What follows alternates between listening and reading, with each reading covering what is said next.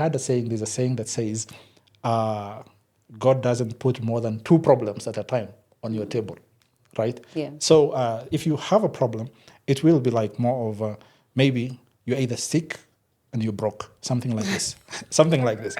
But then you'll not be like sick, broke. You have family issues. You have It's not all in like the all same, exactly yeah. compared to the amount of ni'mah that we have, and so and all of those kind of things. Yes.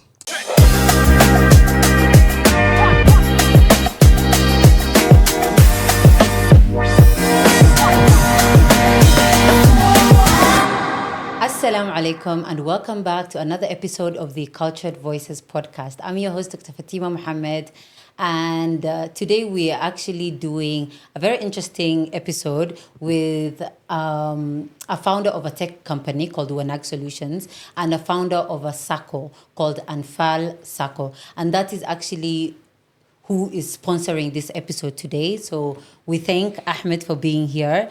So before we get into the episode, actually, I just wanted to thank you guys for being here. If you have not subscribed yet, please go ahead and subscribe. And thank you for the love that I got on the previous episodes. And I really appreciate you guys. And I just want to remind you guys that this podcast is not just a space where we talk, but it's a space where I want you guys to be inspired. I want you guys to be motivated and actually learn from the community members, especially us Somalis, and for you to see that there are actually a lot of Somali people doing great things. And for this space to be a space where you learn about opportunities that you didn't before. And that's where Anfal Sacco comes in. So grab a book, and I hope that you learn something from this episode, inshallah. Assalamu alaikum. Hi, Ahmed. Alaikum salam wa rahmatullahi wa barakatuh. How are you? I'm good, alhamdulillah. How are you feeling? I'm doing good, alhamdulillah. Thank you for being here. You're most welcome. Actually, it's my pleasure to be here. I would love that. So please, let's start with, tell us who Ahmed is and tell us a little bit about your background. Okay. So my name is Ahmed. You probably know this. We've been knowing each other for, I think, the last 20 plus years. Yeah. Not you telling people how old we are. Well, they will know at one point or the other. Awesome. So I am a son, I am a brother, and I am a husband. MashaAllah. I am also the founder of a SACCO by the name Anfal Sacco, as well as Wanaag Solutions. Basically, that will be Ahmed in a nutshell. Yes. So before we get into work, Yes. I want to understand a little bit of your background. So tell us, where were you raised? How was that? Like, how was your childhood? Like, yeah. Awesome.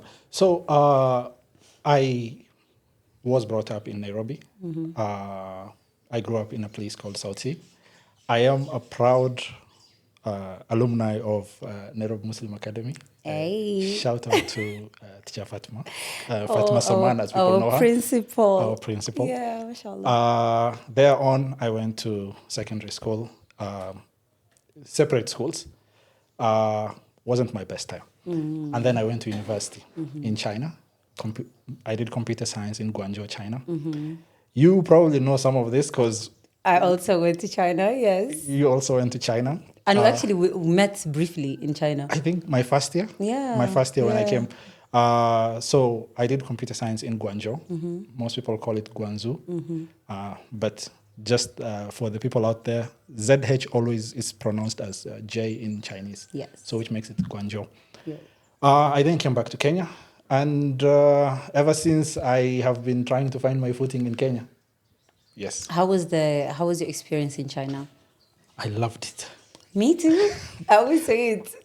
Actually, the people around me will mostly say, whenever I meet a Chinese person, my face brightens up. Like, the idea is, you don't understand. Like, China, for me, was like all of the things that you're looking for in life growing up. They are very organized. They're very...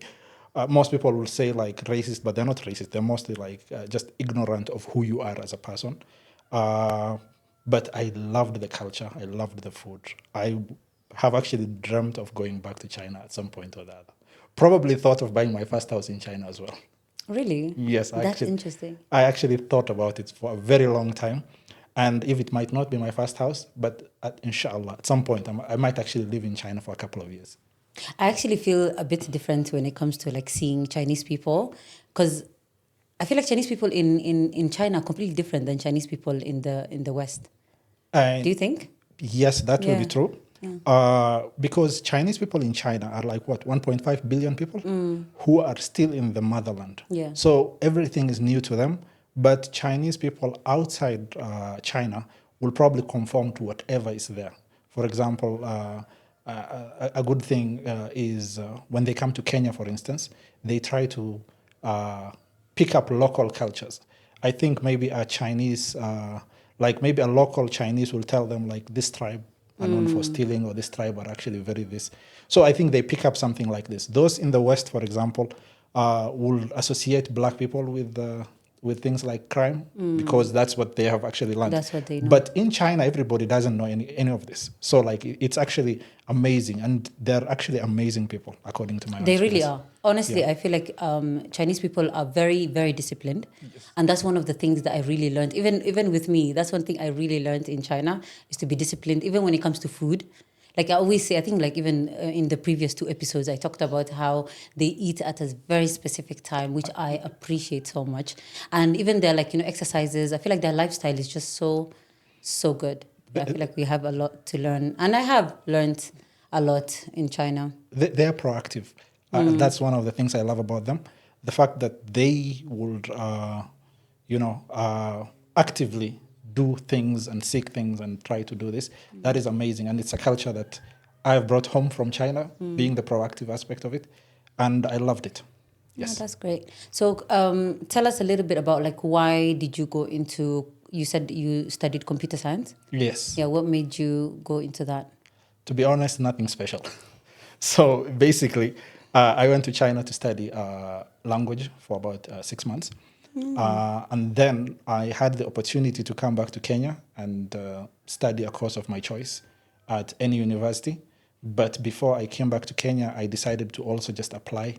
So you went to China for language? I went to China for language initially, but the goal was to study business. Okay. But then I thought, okay, since I'm in China, they're good for engineering. They're known for engineering. Yeah. So why not just apply for something engineering? And the computer science looked like a viable option at that time, considering the world is going to computers. My backup course was actually to be a journalist. And yes, I was to actually be a journalist. But when I came back to Kenya, having my admission of the computer science school in South China University of Technology, Huanan Ligong Tashwe, for those who actually, or Huagong. So after doing that, I came back to Kenya, I think, for about a 2-month break holiday. And that's actually when I made up my mind to go back to China and study engineering in China. I actually did not know that. Yes, a lot of people actually don't know that. It comes as a surprise. I really thought you went there just to study computer science. And, well, one thing you don't know about me is I am a language enthusiast. I know that. I love languages. Nelson Mandela said, if you speak to a person in a language they understand, you speak to their mind. But if you speak to them in their mother tongue, you speak to their heart. Oh, wow. And ever since, like, it has made sense to me. I love speaking to people. I love to speak to people in their mother tongue, and in return, I'll get that glow that comes from within them. And as a side hobby, it has been my new job to actually compare languages. So how many languages do you speak? Unofficially, 8. Tell us. Well, 8. I thought it was like 4 maybe. okay. 4 is before you leave Kenya. Remember, in Kenya, everybody speaks their mother tongue. Swahili, Somali, English. Swahili, Somali. So we speak mother tongue at home, Swahili and Somali in English. That is probably by primary.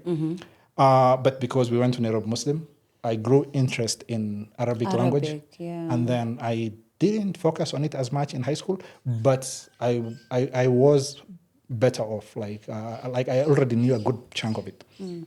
So by the time I'm leaving Kenya, I am speaking 4 languages. And then I go to Guangzhou, China, which, as you know, Mandarin. and you have to study Mandarin. Cantonese. But because you're in Guangzhou, you have to speak Cantonese as well. Okay. Because just to give you a phrase, Yeah. back in school they will probably teach you in class they will teach you ni chunar Yeah. to mean like where you going. But the taxi driver outside there doesn't speak like that. He goes like "Lei hai bin do." Oh yeah, Yeah, the Cantonese. exactly. But us, like, whether we just learned Mandarin because of HSK. 'Cause that's what we. For me, I had to learn both of them. Yeah, because you're in Guangzhou. I was in Guangzhou. Yeah. For those of you who don't know, by the way, Guangzhou speaks more in Cantonese, right? Guangzhou and the southern part of China mostly speak a language called Cantonese or Guangdonghua in or Baihua. I think it has a lot of different pronunciations, but that is the language they speak there. Basically, it is like coming to Kenya and studying your university in like Central Province, and you're here and you think Kiswahili is like the best language to know, but because you are in Central Province, everybody will just be like, "Da Korea terere." Let's do. So yeah, that is Okay. so that is it. So for me. which other languages? Because I feel like we mentioned 6 so far. I speak Sheng. Sheng, like a lot of people don't believe that's a language. No, but, I don't. But One of them. but go to Mombasa or go to Oh, yeah. or you studied with Tanzanians, I bet. Oh yeah. They don't understand what you're talking about. Like a lot of the words Yeah, and they're a something. bit different. And then I decided to study Spanish Oh, I like that. because if you study Spanish, Portuguese will become easier for you. Latin, I think it's a lot of yeah, Latin yeah, languages, The Italian and whatnot. yeah. Yeah. So I thought Spanish is the way to go, and I'm still studying my Spanish. I like but inshallah, maybe in the future, I'll just probably A man of many talents. MashaAllah. yeah. Okay, that is the case. That's good. Yeah. So after university, Yes. coming back to Kenya. Yes. How was that? Worst period of my life. Tell us.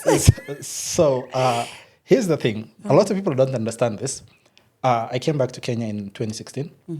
And in 2016, I came July 2016. I think, so when you come Same back... here, by the way. You came around the same time. I also came July 2016. But you did medicine, so Yeah, you were yeah. there for 6 years. Yeah, I was yeah. there for only 5 years.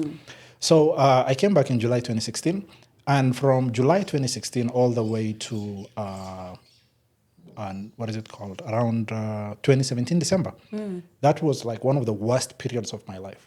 Remember all the friends you know from high school, because you don't have university friends. Yeah. Because your university friends are from different countries abroad. and whatnot. Exactly.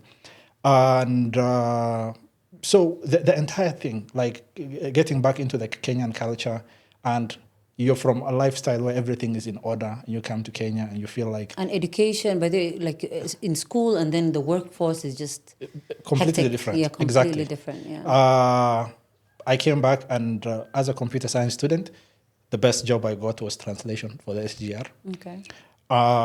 Actually, I did a small stint for the SGR translation between Nairobi to Naivasha. That was my first gig. But other than that, I wasn't able to even enter into the workforce, because computer science, again, is not like medicine where you can just go to Kenyatta and they'll just approve you and you just go to the nearest hospital. Computer science goes all the way from fixing Excel for somebody all the way to programming an entire software for people.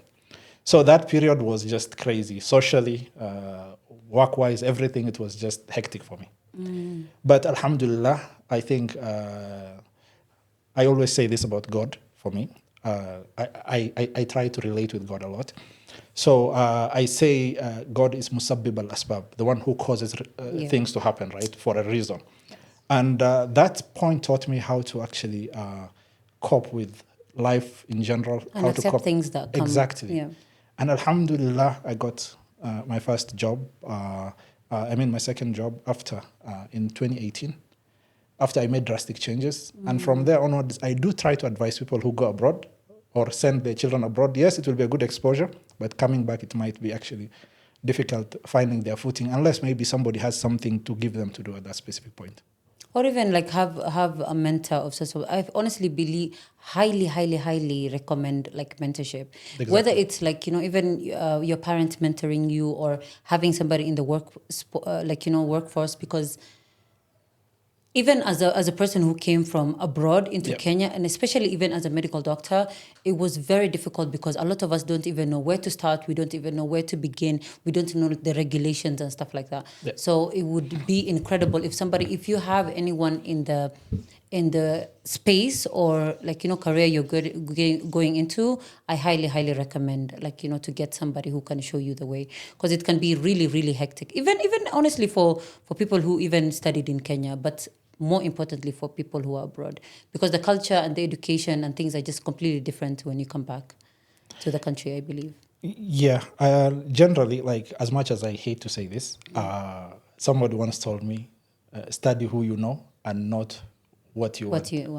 Basically, something like this. As much as that is the reality on the ground, but inshallah, I think within this episode, we might get to discuss other ways that I feel like one can actually lift themselves up and figure out what they're looking for in life. Inshallah. So after that, alhamdulillah, all went well. And I didn't know at the back of my mind, I was doing a lot of things. I am the literal, I am what they call probably a jack of all trades. I did a little bit of translation, like I mentioned, computer science in the background. Yeah. I did a little bit of fixing of vehicles at some point. I was a waiter. And here's the best thing. I was a drum teacher for 2 years of my life. Is that in China? In China, yeah.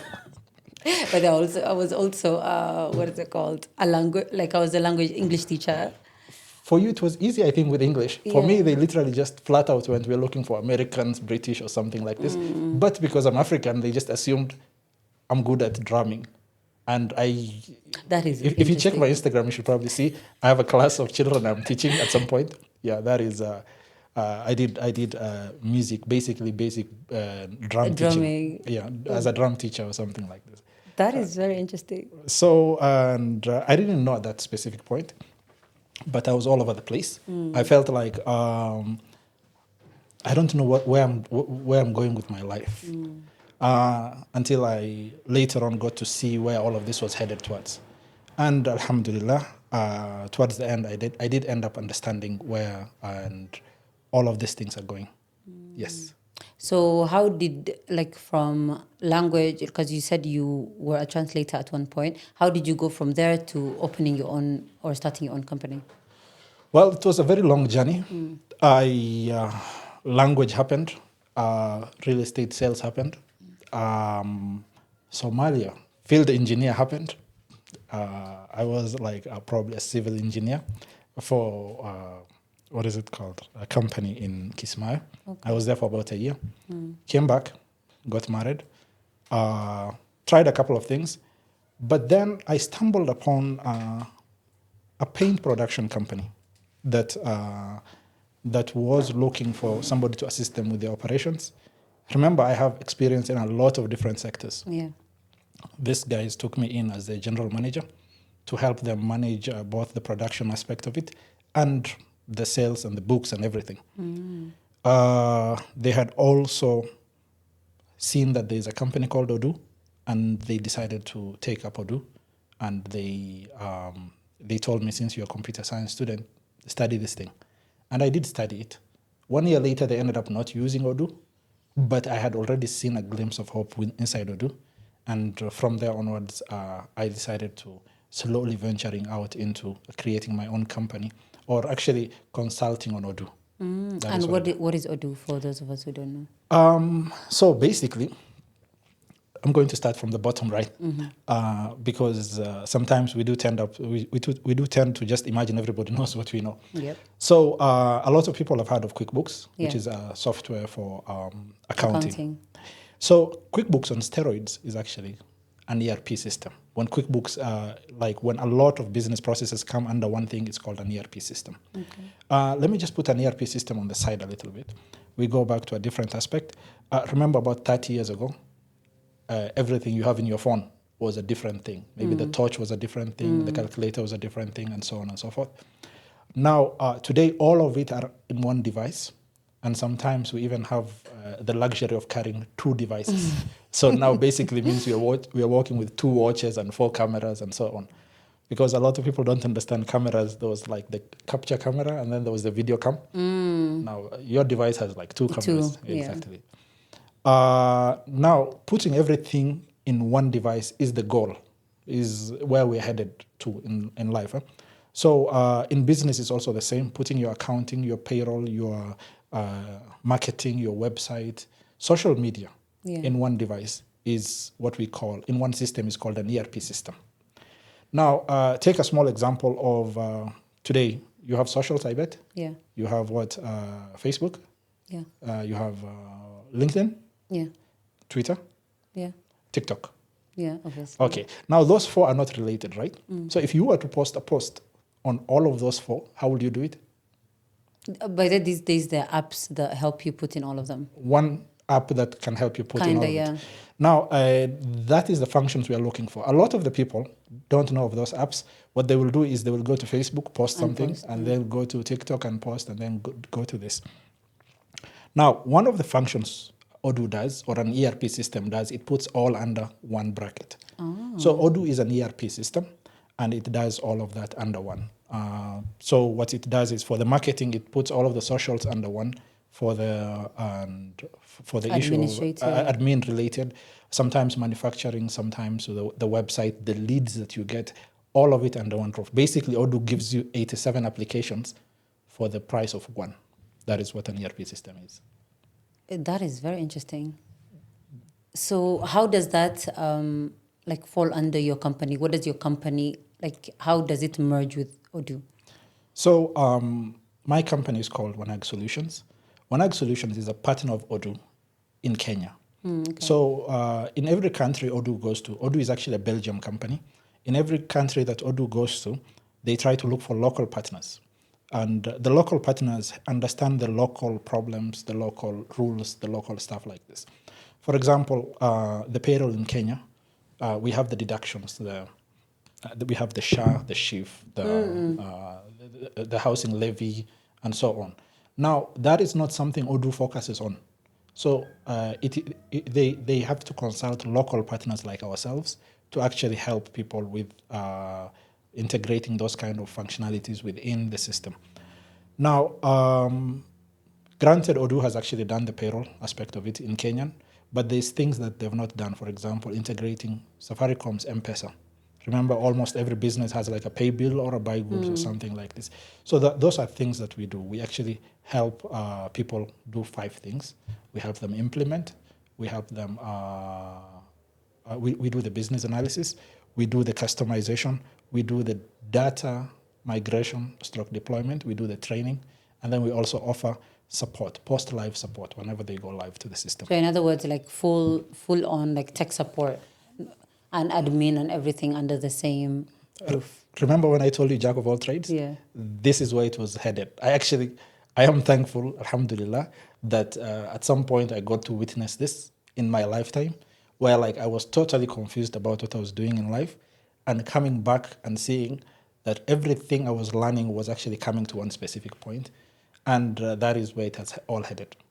I love that. You know, sometimes when you think things are just meant to be, and sometimes you fall into things that actually make sense later on.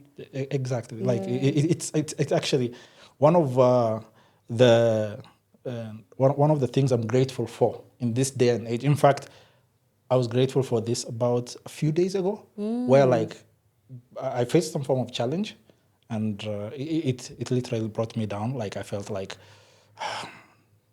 sasa hizi ni gani? I get it. So, but then looking back at it, you have a lot to be grateful for. You have like, this is just, it's just a small thing. One of 2 things will happen from every challenge.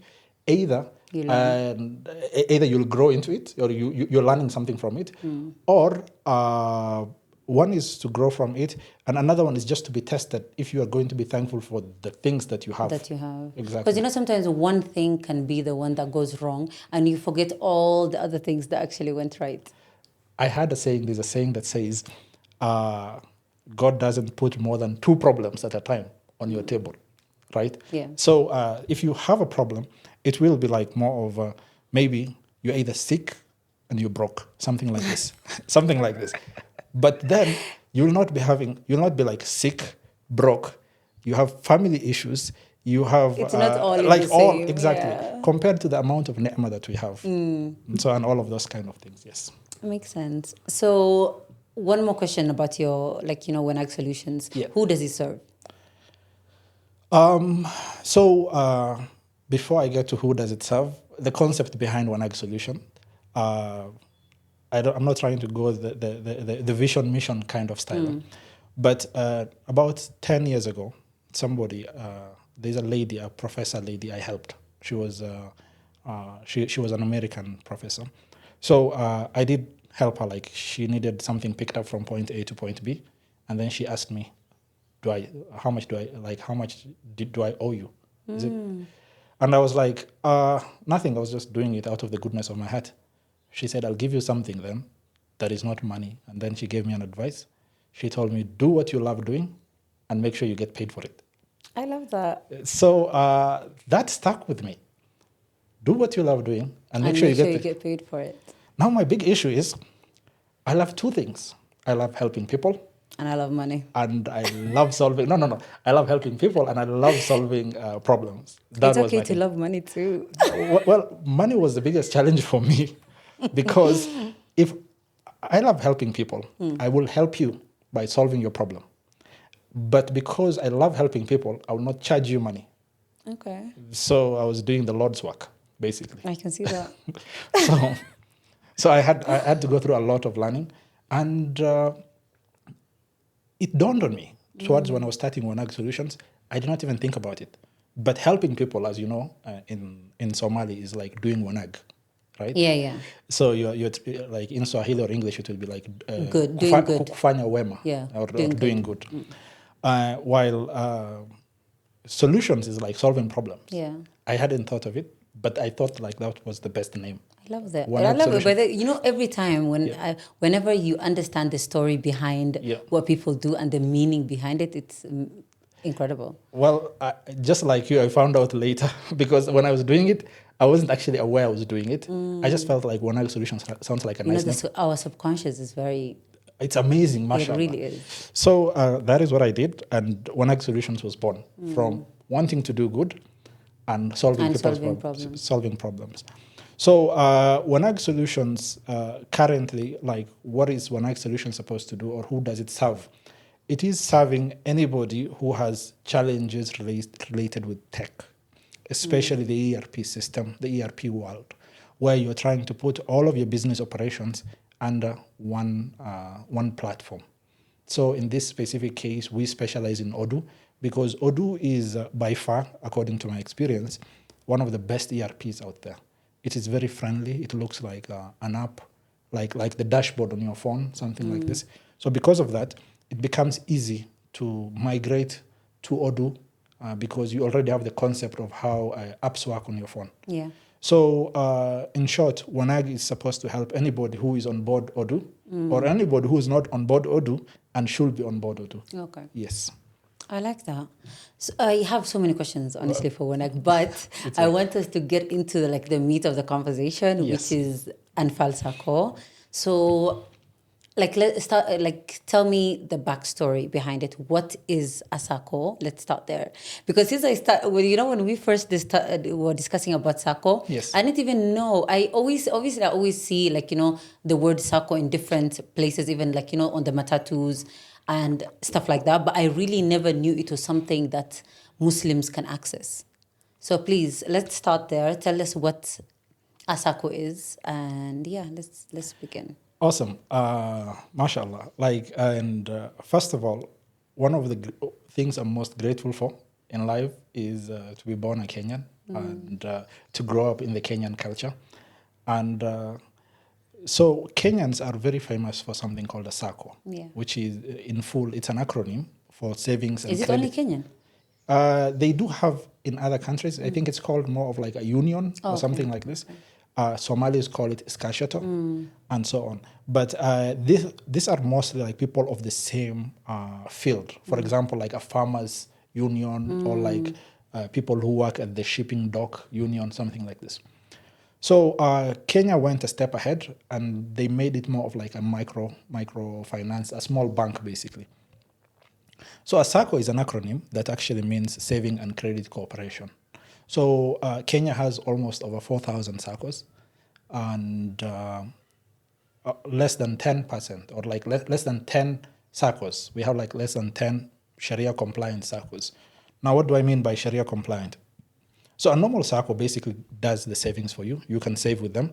You can you can get a loan from them, which is the credit aspect of it, and among other things. Now, if you save with the SACCO, one would have the ability to take a loan from the SACCO, but non-Sharia compliant SACCOs do charge interest, which is why a lot of Muslims don't know anything about SACCOs. We have some few SACCOs out there, like Taqwa Sacco or something like this, that targets mostly people in the corporate world. But for lack of better terms, the normal mama mboga, we don't have things reaching out to them. Now, the concept behind the SACCO, that is where it was born. Like, how come this is something that we have in Kenya that is growing rapidly, that is helping people purchase assets, and it's building these big buildings in the middle of the city center, yet we don't have one of our own. We don't have one that caters to my need and your need. So that is where the SACCO was born, and that is where the idea of the SACCO for Anfal Sacco came from. Now, looking back at it, we have a lot of Somali women who are in Ayuutos. I bet you are in one as well. I was actually going to ask you that because, like a lot of, especially us Somalis, we do normally our savings, especially for a lot of business people and small entrepreneurs, they work with Ayuutos, and that's our way of like saving and some sort of like, credit and loan. So what is the difference between having a SACCO and Ayuuto? So basically, Ayuuto, for those who don't know, is more of merry-go-round, they call it in English, or more of a chama. So for businesses, I will not speak of that because probably they have their own thing going on. Yeah. But I'm talking about the ordinary person who is mostly. I'm targeting a lot of because there's a lot of ladies in Ayuuto compared to males. Men, yeah. So when we come to Ayuuto, so the idea is, let me just walk you through a small example. Let's say we're in an Ayuuto together. We are about 12 people, and we are each contributing about 10,000 shillings a month. Yeah. The general way it will work is every month there's somebody who's taking home 120,000. Now, if I'm number one in that list, it will mean I'll take it in January. Yeah. And if you are the last person, you'll take it in December. December. A lot of the people assume my 120 and your 120 is of the same value. Yes, in terms of on paper, they are the same value. But the reality is a lot of people are not looking out for the concept of time. Okay? So what this means is, say my 120, I do some business with it. By December, I probably have about 300,000. And you are expecting 120,000. I'm still waiting for my 120. And that is if you get 120,000. We have a lot of external factors. The people in the Chama or the Ayuuto might have their indifferences and they decide to quit it. Or somebody might have a challenge and decides to withdraw from it. And you might not get the exact 120 that you're expecting. As a Somali lady, I'm assuming you probably took something on Deni somewhere, and you now have probably like you're expecting. I'm waiting for you're December, expecting your money so that exactly. I can pay up. So now probably you took about 50,000 loan from somewhere. So now you will end up getting 120,000, yes, but you will spend 50,000 to pay back that debt, and you now only have 70,000 to work with. Yeah. Now, this is the general concept of what an Ayuuto is. Yeah. And it's, the SACCO is completely different from that. The SACCO has several factors. Number one, you can save your money there, which improves our saving culture because it does almost the same as an Ayuuto in terms of saving. You can borrow against your savings, which means if you have 100,000 in the SACCO, you can borrow times 1, times 2, or times 3 what you have saved. Okay. So say maybe you borrow up to 300,000. Now that's a significant amount of money to do a significant project. And then slowly by slowly, you will be paying back the SACCO. the loan? The loan to the SACCO without any interest, of course, because we are Sharia compliant. Compliant. Sharia compliant means we conform to the Sharia norms. Some of it is when it comes to finances, we are not allowed to charge interest on loans. So in this specific case, we have the 300,000. You can use something with it, pay it back in what? Depending on the amount, you can pay back in a year, 1.5 years, something like this, which is actually something that helps the community. Yes. I love that. So just give us a rundown of how does somebody get into it, and like, is there a fee? Like, how, if I, for example, want to be a member of your SACCO, Okay. how do I go about that? Awesome. So basically, for one to become a member of the SACCO, you will need to first of all you'll need to be of sound mind, probably above 18. Although we have specific clauses for people under 18 or for people who want to join as a company or something like this. It will cost a person, an individual, about 4,200 shillings to join the SACCO, where 1,000 is going to your registration. 1,000 goes to capital share, which is something I'll explain. And then 2,200 goes to your savings. So as a SACCO, the minimum you can save is 2,200 per month, where 200 will be going to management fee and the 2,000 will be going into your savings. Now, we only deduct 200 shillings a month for the management. Basically, remember, we have an office, we have rent, we have paperwork and admin work and whatnot. So that is the general concept behind it. Now, registration is a one-off money, which is 1,000 shillings. Capital share, there's a law in Kenya that states for you to become part of a SACCO, you need to purchase shares within the SACCO. So the 1,000 will actually work to buy you shares within that SACCO. Those shares, number one, help us conform with the regulations where, like, remember, we are regulated by the Ministry of Cooperatives. So it will help us with the regulations in terms of whether this person is a member of the SACCO. Secondly, we have the second issue where, like, when it comes to profit sharing, remember, you're buying shares, you're a shareholder. Yeah. So if you're buying shares or if you're a shareholder, then you will be entitled to a chunk of it will be part of the profits that we are going to obtain in this specific place. Yes. So, by the other day, I was telling somebody about your SACCO, and one of the questions they had is, am I trusting you as Ahmed with my money, or is there a board or something that is regulating, and that's how, like, my money is being protected? Well, and I do get that question a lot. Yeah. People ask me, what assurity do I have, or how is my money safe? Remember, we are regulated by the Ministry of Cooperatives, as well as the local authorities. And SACCOs are in two sectors. We have one that is regulated by the central bank and by a group called SASRA, which is a SACCO Regulatory Authority. But for you to fall under their umbrella, you will need to reach a specific, there's a specific amount that you need to reach, and then you'll be regulated by the central bank and the SASRA. But for our SACCO, we are regulated by Ministry of Cooperatives, number one. Number two, if you become a member of the SACCO, you yourself can come and nominate yourself to join the board, or whether it's the credit control, the supervisory committee. We have a lot of committees within the SACCO, and every member has equal rights to nominate themselves, and if they can get the votes, they can manage everybody's money. So no matter how little or how much they have saved in the SACCO? And yes, remember, you just have to be a member. Okay. That's it.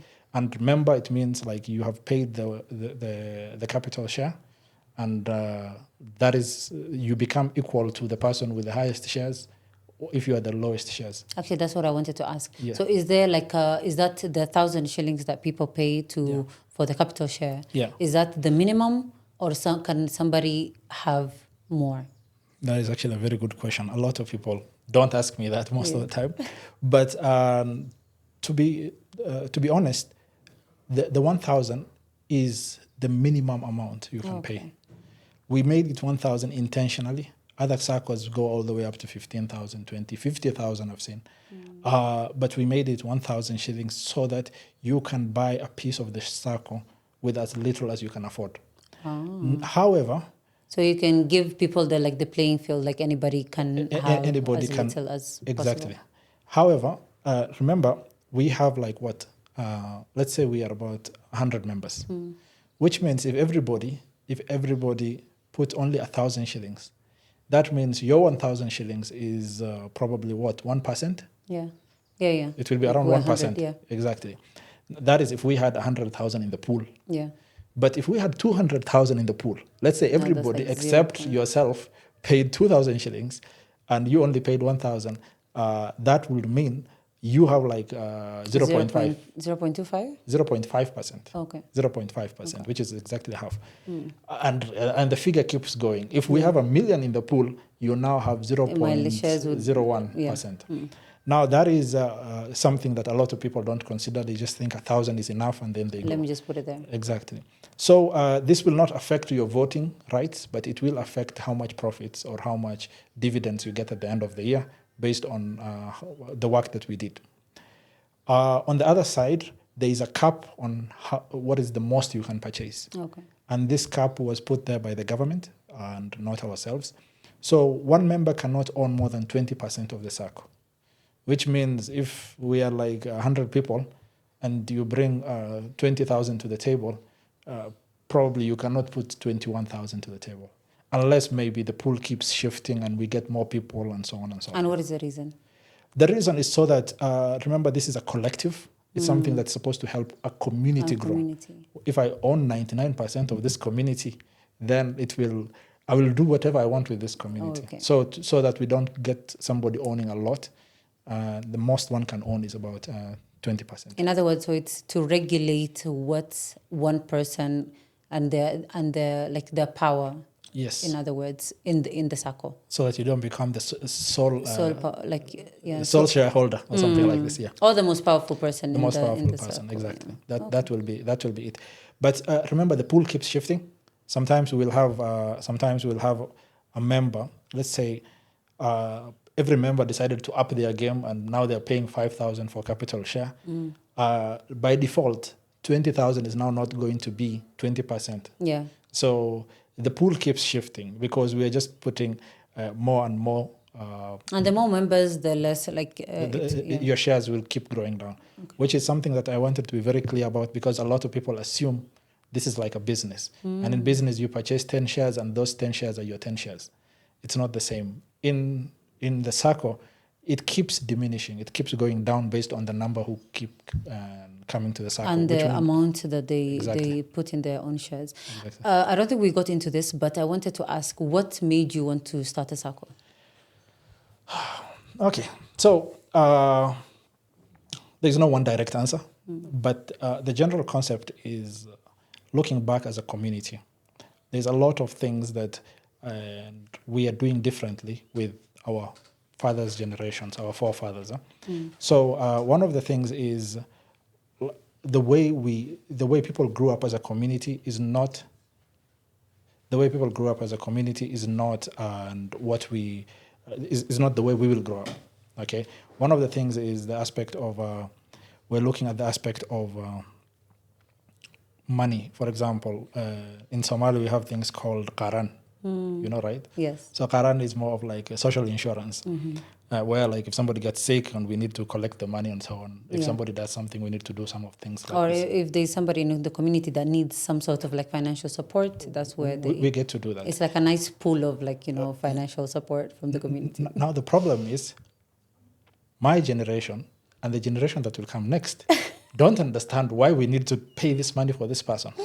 Why can't they pay for themselves, Exactly. right? Like it doesn't make a lot of sense. I bet every young person, probably my age and going down, have had this conversation with their parents. Like, why do we need to pay money for somebody we have never seen?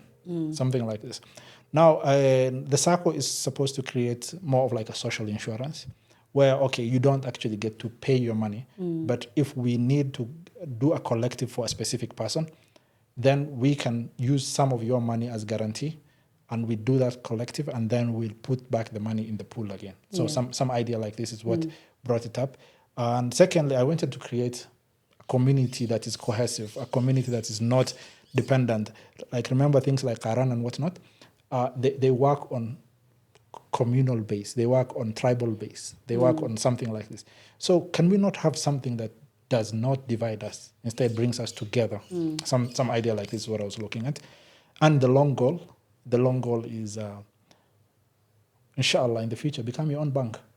I love that. Like some sort of like microfinance. Not a bank. Oh, an actual bank. So remember, as a SACCO, the next step is going to a bank. The next step is to be, we become something that is regulated by the central bank. And if we become regulated by the central bank, we are more powerful than a microfinance. And then from there, you can just start your own bank. Yeah. I like that. Oh, actually, I think money is something that really, like, pulled about, apart a community or family, especially, like, putting that sense of responsibility when it comes to, especially, I think, as you said, nowadays, like the way we think is very different from the way our parents think. And just putting that together, and especially when it comes to money, it can separate a family very quickly. And having something like a SACCO where you can actually put your money in there, knowing that you can even do that as a family as well, right? Yes. And putting your money in there, and everybody has their own shares and everybody has their own thing. I think it's something that we can literally look into. And the one thing I wanted to understand is, what are the myths, like financial myths or mistakes that you've seen in, especially our community, that you would, that you think about when it comes to, your SACCO and stuff like that? Well, and there's a lot of ignorance when it comes to SACCO, more than myths. So a lot of people don't know a lot about the SACCO. And I can tell you for a fact, I've had members whom we sat down and we explained the entire concept of the SACCO and everything. And they just assumed it was just another Ayuuto. And then after 12 months, somebody was just like, you know what? I finished my 12 months. Can I now have my money? So something like this. So we are hell-bent on making everything Ayuuto related. And that is, I believe, one of the things that it does. I'll give you a small story. So my mother is in the SACCO. Actually, a lot of my family members are within the SACCO. I'm trying to, you say, they say charity starts at home. Yeah. So, and put them right in the business. So exactly. So what happened is, my mother, I tried to convince her to keep saving more in the SACCO to increase her chances of getting a loan. And she was like, ideas. I'll give you, which means like basically, listen to me. I'll give you your 2,000 shillings. Leave my money alone. So, and then about a year later, she required a loan from her local Ayuuto. But as you know, the way Ayuuto works, when you get your money, there's no way you're going to give it to somebody else. Yeah. And she was pissed off because and next month was going to be her month, and she wanted a small loan. Before then, so she can pay up by the time she gets her money. She wanted a loan of what, about 20,000 or something like this. Okay. So I looked at her and I said, Mom, listen, next month is your month, right? Yes. If a lady came and asked you for a loan next month, would you have given her? No. She was like, not really. I was like, then why are you pressuring other people? How can you expect the Exactly. same? So I was like, you know what you should do? The SACCO, because you've been saving with the SACCO, can easily give you 50,000 as a loan today. Are you interested? Because how long has she been saving with the SACCO? Over a year at this point. Wow, okay. So I was like, are you interested? She's like, I'm interested. And believe it or not, when she took her Ayuuto money the next month, that was the last time she did Ayuuto. And she's stuck with the SACCO? She's stuck with the SACCO. Now she's doing house renovations from the SACCO. She's doing everything from the SACCO. Anything she needs, anytime she needs anything, she'll just go to the SACCO, get her thing. And it's sort of making me feel proud of myself that, okay, not... You've made her understand how it works. Exactly. Okay, so let's go back to the credit. Yes. How does that work? So remember, the SACCO itself means Saving and Credit Cooperative. As a SACCO, we offer 4 things. Number 1 is the savings aspect of it. Number 2 is the credit aspect of it. Number 3 is more of like investment ideas, and number 4 is profit sharing based on things that we did. So when we get to the credit, we give you, after 6 months of saving with the SACCO, we give you times 1 what we have saved. So if you have saved 100,000, then you'll get 100,000 as a loan if you request for it. You don't need to request for the entire 100. You can request for 50 or 70, depending on what you need at that time. But if you request for 101, you will not be given. You understand? Yeah. After 12 months of saving with the SACCO, in this case, we're talking about consistently, you will be eligible to get times 3 what you have saved. So at the beginning, if like you said 2,000 is like the minimum you can save. Yes. So somebody can save 100,000, somebody can save 25,000. Yes. Yeah. And let's say that I save 100,000 every month. Yes. So by the end of a year, I'm eligible to 3 times that money. And yes. Okay. So if there's always a cap on the top, which I'll get to. But let's say you've been saving 10,000 a month, which means by the end of the year, you are eligible to get, you'll have saved about 120,000. So you'll be eligible to get 360,000. Now, a question I get asked a lot is, where will the extra times 2 or the extra 240,000 come from? That will come from guarantors from the SACCO. Okay. So maybe I have about 100,000 lying in the SACCO and I don't need to use it at the moment. I can guarantee you a loan. So one of the members? One of the members. So a member will guarantee you a loan. So it's best you come as a family or as a friends or something. This way, or you take the time to learn more members. This way, tomorrow, if you need a loan, another member can guarantee you a loan. The concept is very similar to if today you were to buy something. Let's say you wanted to buy a car, but you don't have the money. Yes. You will have probably taken the loan from somewhere. Then you will have paid back that loan, right? This is the same concept we're trying to use. Achieve what you're looking for in life, but then pay back with time. That is the same concept. So the issue of the credit, that's how the credit aspect works. Another question is, what kind of impact have you seen so far within the SACCO, and can you share a success story from a member in the SACCO? Well, when it comes to the SACCO, I believe it is headed where it was supposed to go. For example, this year, this has been one of my best years, alhamdulillah. I feel like both my parents, both my father and my mother, who are members of the SACCO, I have managed to assist them using the SACCO. Earlier in the year, we had, Allah yarham, we had a funeral in the family. But before he died, there was a hospital bill. And the SACCO did manage to actually intervene, and a loan from the SACCO cleared part of that bill. And in such kind of a scenario, one would have the opportunity to, clear the bill first and then sort themselves out later. Slowly. So the SACCO did manage to do that. On the other end, twice in this year, my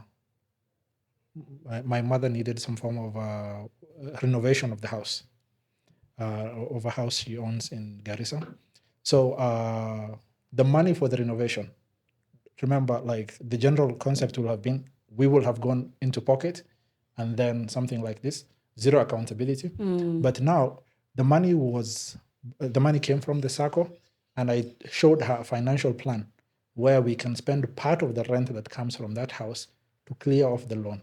And she liked the concept. And it's something that I feel probably our parents were not able to speak with their parents in such manner. Yeah. And it's a thing that I would like for my children, inshallah, in the future, to sit me down and they're what, Gen Alpha or Gen Beta? Gen Alpha. I think they're B now, I think. Really? Yeah, something like this. So when they come, they're called what? The crocodilo guys.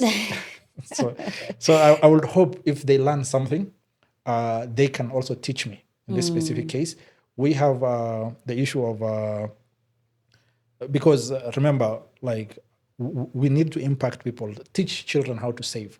For example, growing up, say you wanted a PlayStation or you wanted a bike. You don't have the money for that. And probably your parents don't either have the money at that time or you're not in the plan. Yeah. But what if we taught our kids to, save money? What if we taught them, we also help them save, and in the future, if they needed a toy, they could get it based on How much they saved. how much savings they had. They will be more responsible with the toy. Yeah. I believe like I was one of not the good ones. I got a remote control car, I think at age 6 or something, and I wanted to figure out what makes it work. So you broke it. Not only breaking it. So I took the knife aspect of it. Remember, we did not have the Yeah, like the screwdrivers, screwdrivers. something, Yeah. which is something I try to have in my house at the moment. So you will take the knife, and because the hole is a bit deep, you will scratch it until you open it. And then whenever I figure out what makes it work, yeah, I take the magnet out and I play with the magnet now. Wow. And this way you just destroy $100 car, Obviously. and just to get the magnet out of it. Like piggybacking on that, I think the money conversations are super important in our families, and something like a SACCO because I wanted people to think of it differently. Like, for example, I have a daughter, and obviously I would love to put a little bit money aside for her future, and a lot of people don't really know and how they can do that. And I would take an example of your SACCO, Anfal Sacco, and it would be nice for me to put a little bit of money, even like 2,000, 3,000, 5,000 a month, and whatever I can put aside. Yes. And that can, years to come, that can be a lot of money I can put aside, especially when they're young, because mine is now 2 years old. And she, it's not like she has a lot of expenses. So it would be nice, if somebody actually thought about it that way, and that can be a nice thing for parents to do, so they can put money aside for their children, and it can just build up as the SACCO. Exactly. So because of a concept like that is what we thought of, and we decided we should have a space for children below 18, with the condition that the parent is a member of the SACCO, and organizations, of course, like that have a proper document, whether it's an NGO, a CBO, a company, whatever, you can join as an organization. Now, if I come back to the children aspect of it, the concept I had in mind was, say maybe in future, you don't know how your rizq is going to look like. So in future, maybe you got stuck with school fees. Instead of worrying about it, you can either borrow against your own money, or and you can... you also have your own money if you if you had it for years saved up. Or you can borrow against your children's money. Oh, okay. You can do that. Yeah. Another thing will be, when it comes to saving for children, the concept of if they needed something in the future, or if they needed a kickstart. Remember, I don't know how 18 years from today will look like, or 16 years in your case. But what if you are doing this for 16 years? By the time your young girl, who will now be a young lady, will be getting her ID, she will... That's pretty good money to kickstart. Exactly. And we can even probably see if we can use this as a pocket money for university or whatever. We can have a concept around it. We will be planning for 18 years or so. Marka, that is the idea I go about when it comes to members and making their children join.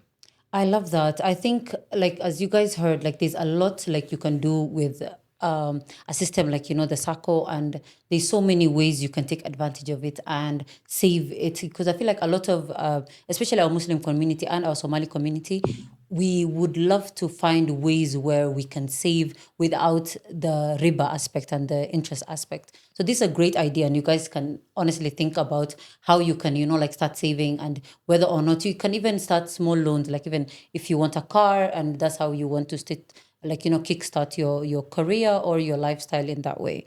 One last question I have about the SACCO is, where do you see your SACCO in the next 5 to 10 years? Wallahi, generally, I would say about 5 to 10 years, you said? Yeah. 50,000 members? I love that. So the goal is to have about 500,000 members. Literally, one thing I will always tell people is, because of COVID taught us you can work from home. So you don't need to live in cramped up spaces or high-end places just because you want to be near the CBD or something. Yeah. Personally, for somebody like me, I don't visit the CBD as often. Yeah. I don't visit Italy as often. Yeah. And I get to work remotely. I think my entire team as Wanaag Solutions, we work remotely. So the goal is to have a community that doesn't rely on the CBD. Build your own bank, build your own school, build your own hospital, and the mosques will come, definitely. And if you do that, you can live 100 kilometers from Nairobi. And you've built a sustainable community. Exactly. And the thing is, we all have, for example, let me use the USA. We have relatives in the USA. Yeah. People who live in Minneapolis, Minnesota. there is people from St. Cloud or something like this, probably 100 kilometers from Minneapolis. Yeah. And people live a thriving community. When those people come back to Kenya, instead of bringing that idea to the table, they would instead probably go and live in Jam Street in Isli, which is probably one of the most crowded places in Isli. So to avoid items like this, and the general aspect is to build a bank, have your own community, people whom you speak the same language, not literally, but the same language in terms of life. You Lifestyle, want to, money, finances. you have the same goal. Yeah. Then you don't have to. I was recently hearing a joke about the Gateway. There's a place called Gateway. I think Gateway Estate, I think, somewhere around at the river. Yeah. Those people are so many and organized that they're not even patrolled by security guards. They're patrolled by police. And it's just an estate, right? It's like an estate. They said very soon these guys might get their own MP. I love that. So a concept like this, if we think in that type of line, I think we will be better off compared to where what we are currently doing with life. I like that. Like the SACCO is giving you a nice circle of not only community but people who think alike and they have the same goals. So we could talk so much about the SACCO, and inshallah maybe we will in the future. Inshallah. So I wanted to finish off with a few questions about where do you see yourself as Ahmed in the near future, inshallah. Okay, in the near future, I basically don't think that far, but the general concept is, and first of all, I'm on my journey again to understand the Quran completely, and my advice to young people a little bit when it comes to the Quran, which is a concept I look at, is songs go out of fashion. They really do. Because growing up, things like boom boom ba or something like this, if you don't know the lyrics, we're in Mshamba. It's true. And today nobody cares about that. Yeah. Nobody cares about that. Today, I know the young guys are doing the crocodilo things, and the older ones are doing probably something different. Yeah. But one thing that never went out of fashion is Surah Al-Fatiha. True. The Fatiha of 97 is still the same Fatiha. Single salah, so if we're doing something like when it comes to the Quran, let's focus more on things that don't go out of fashion. And second, let's understand it. Every time you read the Quran from cover to cover, you're going to understand the concept in a different light. That is something that I'm looking forward to, inshallah, probably. In the near future, I'll probably, I'm not thinking of legacies yet, but I would love to leave something impactful. I like the Chinese aspect of it, being the proactive and not worrying about who follows you or who's doing it or not. Just do something that is going to affect somebody else positively. I love that. Yeah. So please, talking about like impact, what is one thing that you would want to teach the next generation that school doesn't, in the traditional school doesn't? And okay, so the idea is we all go to school. Remember, we are leaving one step behind. So let's look at the concept. This is just my thought. Probably our great-grandfathers went through a great famine or hunger or something. So they made the next generation farm. Yeah. And then the next generation were farming, but then there was lack of education. And then that generation made education important. But now education is there and there's no jobs. Yeah. So every time we're like one step behind. So what I will advise younger people is, or at least myself 10 years ago, is look for good mentors, do what you love doing, make sure you get paid for it. But the general concept is do something that you will do even free of charge. That is your calling. Yeah. So today I will not say my calling is to become a football player or something like this. But my calling is to find problems that exist within the community and solve them. I will lose sleep over solving a problem compared to stuck without a forex, but like staring at a forex screen all this time. But everybody, you can find your own calling. That is my advice to the next generation. Do what you love doing. Make sure you get paid for it, and try to do something that maybe impactful that you can do even free of charge. I love that. Thank you so much, Ahmed, for being here. And thank you. I feel like I learned so much. And I hope you guys learned as well. One thing I have really gotten out of this conversation is make sure you do something that you love and get paid. And get paid for it. Make sure I you do love something that. you love and I get love paid. that. So you guys, if you have any more questions for Anfal Sacco or the Sacco in general, please let me know in the comment section, and inshallah we'll get back to Ahmed and answer those questions for you guys.